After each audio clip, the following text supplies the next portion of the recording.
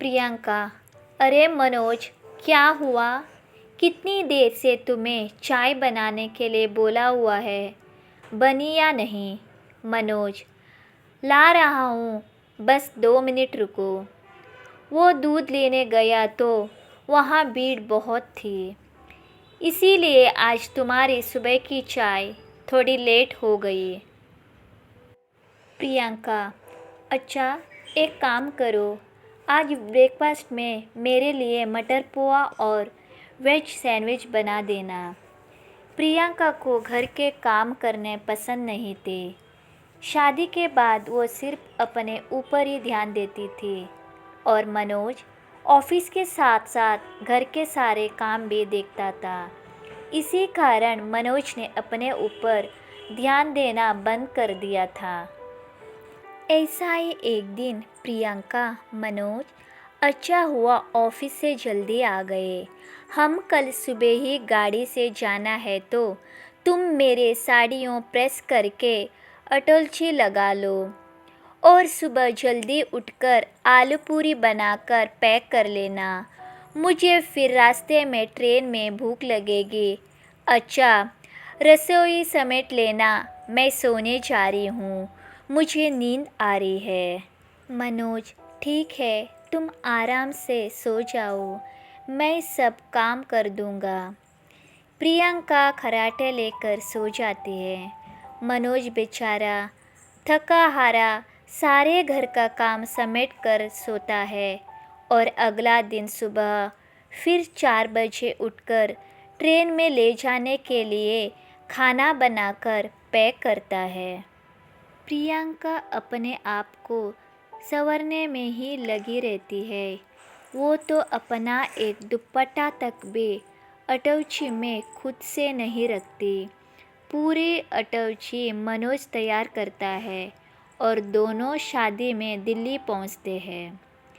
प्रियंका मनोज को बाहर छोड़ देती है और खुद होटल के अंदर चली जाती है। मनोज बेचारा अकेले ही अटैची और बैग उठाकर अंदर जाने लगता है।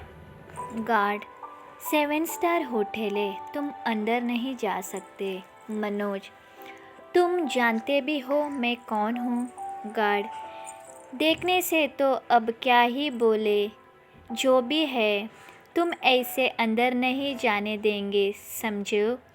अंदर बड़े बड़े लोगों ने होटल के कमरे बुक किए हुए हैं। पता चले किसी का सामान इधर से उधर हो गया तो। मनोज फ़ोन पर, प्रियंका तुम कहो, ये लोग मुझे अंदर नहीं आने दे रहे हैं।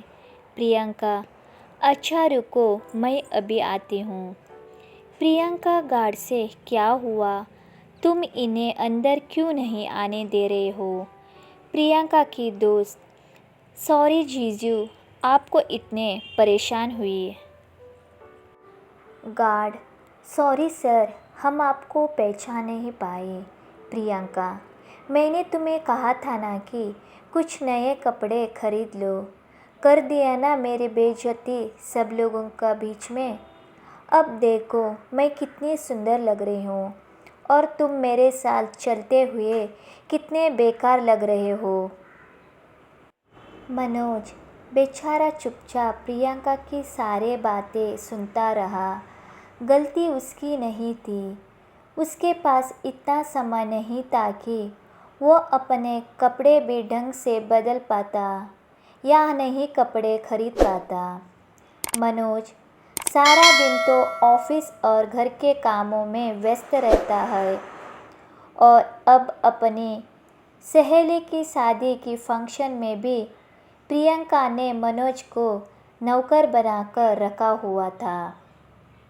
प्रियंका, मनोज मेरे लिए एक गिलास पानी ले आ और कुछ खाने को भी लेते हुए आना, मैं तब तक यहाँ चेयर पर बैठी हूँ। प्रियंका की दोस्त, तू तो सही है। प्रियंका, तेरे सारा काम तो जीजू कर देता है। प्रियंका, वही तो, हस्बैंड को पहले दिन से ही अपने हाथों में रखो तो सही रहता है। तू भी इस बात को गांठ बांध लो। शादी होते हुए खुद काम कर मत लगाना, हस्बैंड से करवाना। प्रियंका के दोस्त, पागल हो रहे हो क्या? मेरे हस्बैंड तेरे हस्बैंड की तरह नहीं है। जो घर के काम करो वो तो एक गिलास पानी तक उठाकर नहीं रखते। तू तो बहुत भाग्यशाली है जो तुझे मनोज जीजू जैसा हस्बैंड मिला। बेचारे चुपचाप सारा काम करते रहते हैं और छू तक नहीं करते। शीतल की शादी के सारे फंक्शन निपट जाती है और शादी के बाद मनोज और प्रियंका वापस घर लौट आते हैं। कुछ दिन तक ऐसा ही चलता रहता है।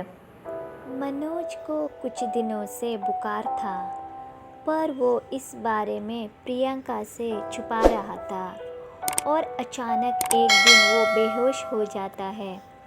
प्रियंका उसे हॉस्पिटल लेकर जाती है। डॉक्टर रिपोर्ट के मुताबिक इन्हें काफ़ी दिनों से बुखार है, जो कि अब बहुत बिगड़ गया है और उसने टाइफाइड का रूप ले लिया है। क्या इन्हें ज़रूरत से ज़्यादा शरीर से काम लिया था? प्रियंका मन में, मैं कैसे डॉक्टर से कहूँ कि ऑफिस के साथ सारे घर का काम मनोज अकेला ही करता है। मुझसे ये बहुत बड़ी भूल हो गई। मेरे वजह से मनोज की आज ये हालत है। प्रियंका, डॉक्टर, हाँ वो कुछ काम का स्ट्रेस मनोज का ऊपर ज़्यादा आ गया था। डॉक्टर, देखिए जो भी है, पर कम से कम मनोज को ठीक होने में कुछ दिनों तो लग ही जाएंगे। कुछ दिनें हमें इन्हें हॉस्पिटल रखना पड़ेगा। बुखार उतरने के बाद ही हम इनके छुट्टी देंगे। मनोज की सेहत का बहुत ज़्यादा ध्यान रखने की ज़रूरत है और आप तो उनकी पत्नी है, तो आपसे बेहतर इनकी देखभाल कोई नहीं कर सकता। प्रियंका की आंखें में आंसू आ जाता है। अब वो मनोज का बहुत ध्यान रखने लगी थी। घर का सारा काम करके वो मनोज के लिए हॉस्पिटल में अच्छा खाना, फ्रूट सब तैयार करके ले जाती थी। धीरे धीरे मनोज ठीक होने लगा। उससे छुट्टी मिल जाती है। मनोज घर जाता है। एक सुबह प्रियंका, मनोज जल्दी उठो, मैंने तुम्हारे लिए बढ़िया सी चाय बनाई है। आज हम दोनों मिलकर एक साथ चाय पियेंगे। उसके बाद मैं तुम्हारी पसंद का लंच रेडी करूँगी और तुम मुझे ऑफिस से फ़ोन करके बता देना कि लंच कैसा बना है। मनोज, प्रियंका, तुमने मेरी कितनी देखभाल की है। सचमुच तुम्हें पत्नी का रूप में पाकर मैं बहुत खुश हूँ और तुम्हें इतना सारा घर का काम अकेले ही करना पड़ा। अब तो मैं ठीक हो गया हूँ, इसीलिए मैं घर का काम फिर से संभालूँगा। प्रियंका, मनोज, मैं नहीं, हम दोनों मिलकर इस घर को संभाल लेंगे। हाँ मनोज, मैं गलत थी। पति पत्नी के रिश्ते में सिर्फ एक को ही जिम्मेदारी नहीं संभालनी होती, बल्कि दोनों बराबर बराबर के हिस्सेदार होते हैं। ये बात मुझे समझ आ गई है।